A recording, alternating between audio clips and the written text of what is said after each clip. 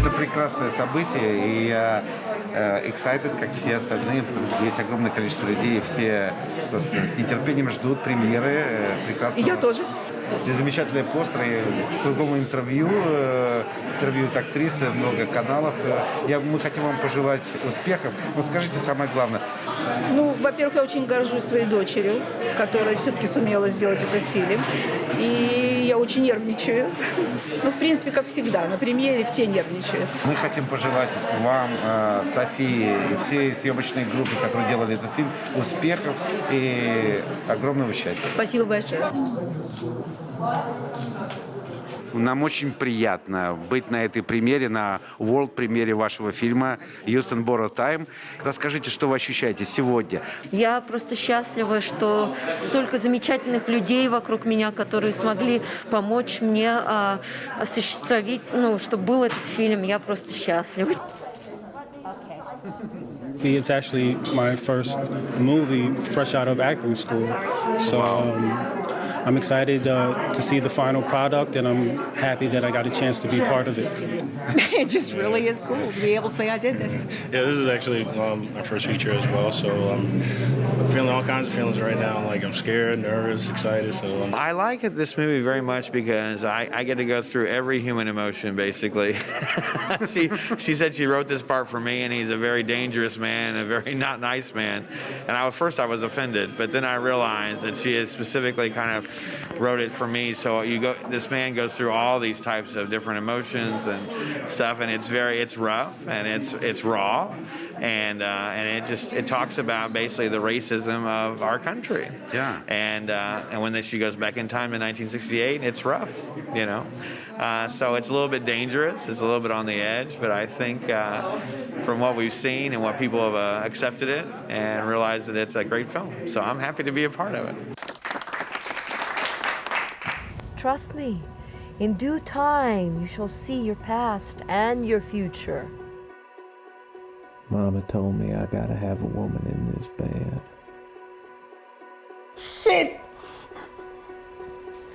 I done had it. These are transcendent paths. When you see Roy, you got first dibs. You got that in your head, Jed? But if I shoot that nigga in the head, he'd bleed out and be dead on the spot. Listen, girl, as soon as I make enough cold hard cash, it's gonna be me and you. And you best surrender too. Your heart and body gonna be mine forever. You're gonna be my queen, my rock, my Petra. You're gonna be my everything. Pure transaction took place here tonight. Do you know that man of yours ain't white? He's pitch black, like the Negro night. We don't welcome Negroes in this house. This home caters strictly to the blessed white man. I'm the mighty beast of this jungle. The kingdom of man is mine. Now come on, don't be shy. I'm gonna show you a real good time. I ain't afraid of no white man. You want to take me as I am. I want no part of this. I am not a racist. I raised a traitor. All I can do is just think about all them foreigners coming in our country, just taking everything, whoop, whoop, whoop, whoop, whoop, whoop, grabbing all our goodies. Shit. Pig! I hope you die, and then Satan's hell you fry. The Negroes are natural-born sinners. The Bible says that the black man shall not sit at the table as the white Aryan man is deemed fit. I've never read that passage, Mom. Me neither. I miss my rebellious days as a member of the Southern Christian Leadership Conference. I miss Fred, Martin, and James. I reminisce about the mercy, the stoic message of nonviolence. That movement spoke to my soul, volumes.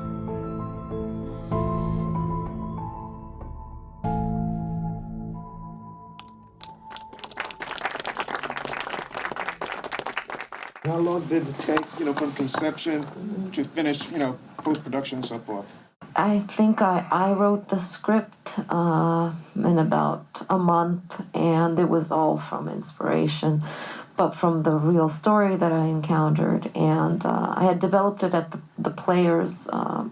It's a writers club on Gramercy, and it was a challenge, 10-minute play, and it was performed, and then I actually transferred it into screenplay format.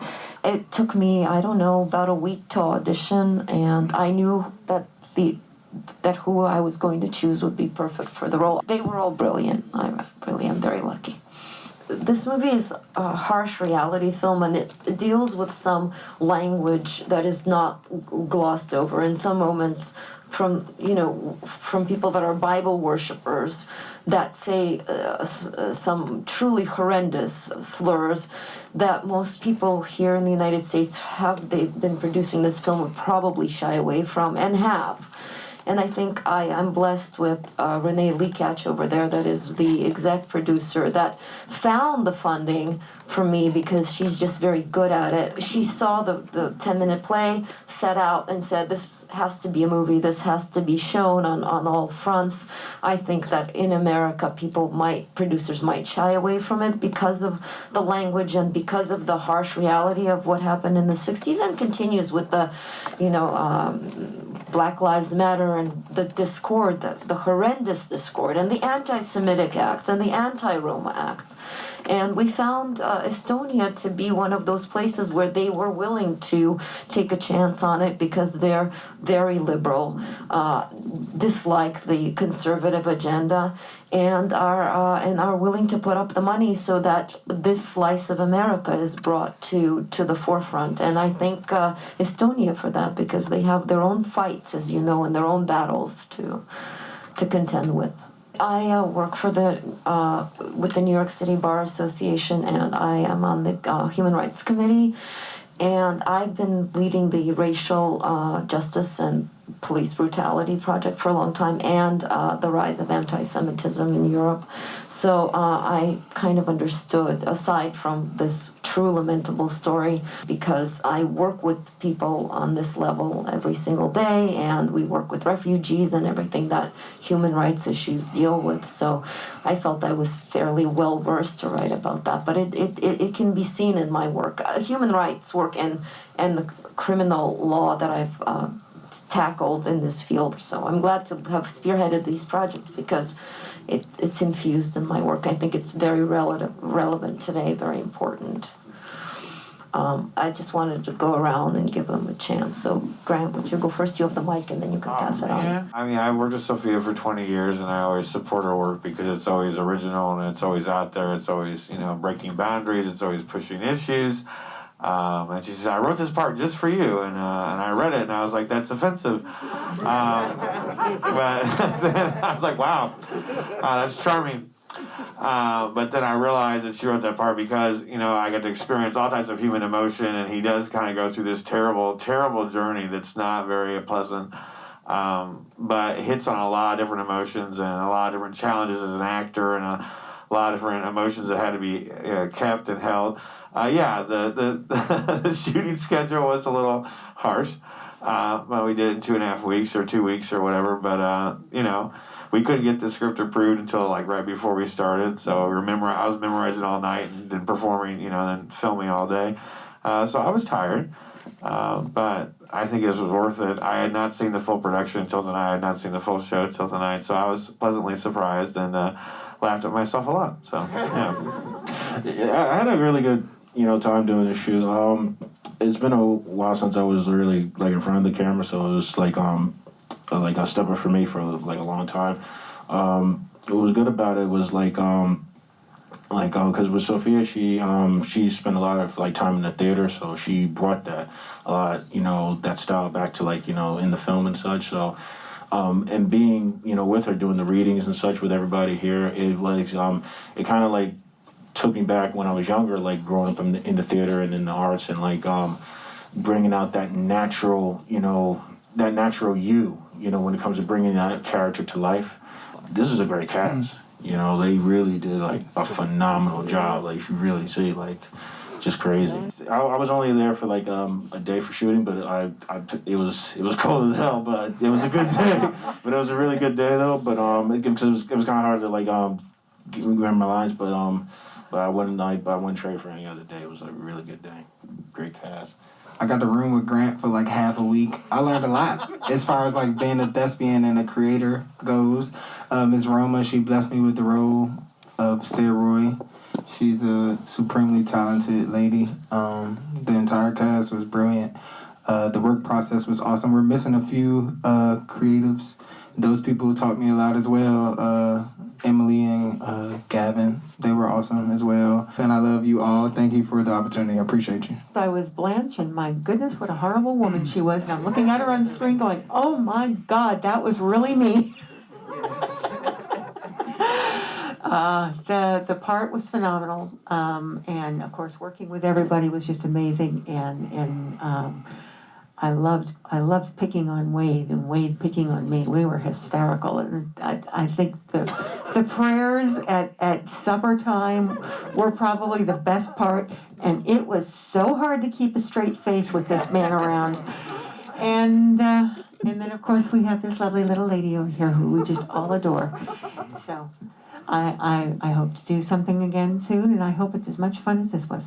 Well, this is the first movie I've ever done, so it was a terrifying out-of-body experience, which working with Sophia always is, because you work on things and you say things that you never thought you'd say, and you do things you never thought you'd do. And I like this even more because it actually has something to do with my background, because I am a Southern Jew, and I grew up in places where it was horrible, horrible, horrible. I didn't mind too much when Katrina hit it, honestly. Because of some of the horrible things that I saw there when I was a child. So the movie is very, very close to me, and I feel very privileged to have been a part of it. It was such a great experience for me, working with these fine artists here, and a learning experience, definitely. And I thoroughly enjoyed it. It was an easygoing and relaxed environment, but I really appreciated the opportunity and getting to work on a project like this, which is, even though it's set in the 60s, it still seems very timely because of current situations that are going on. So I'm happy about the outcome, and that I just got a chance to be a part of it. And I will say that I miss my I miss very much Alice Kelly Balke, who played the role of Lorna Woods, and Kitty O'Neill, and Gavin Rohr, who played Jed Woods, and the brilliant Emily Siebert that played the younger Eva Gold. But they are young people, and they're all working in other states, and they just couldn't be with us today. But we do miss them, we do think about them, and thank you for coming, and thank you for independent cinema such as Quad Cinema. Thank you for that.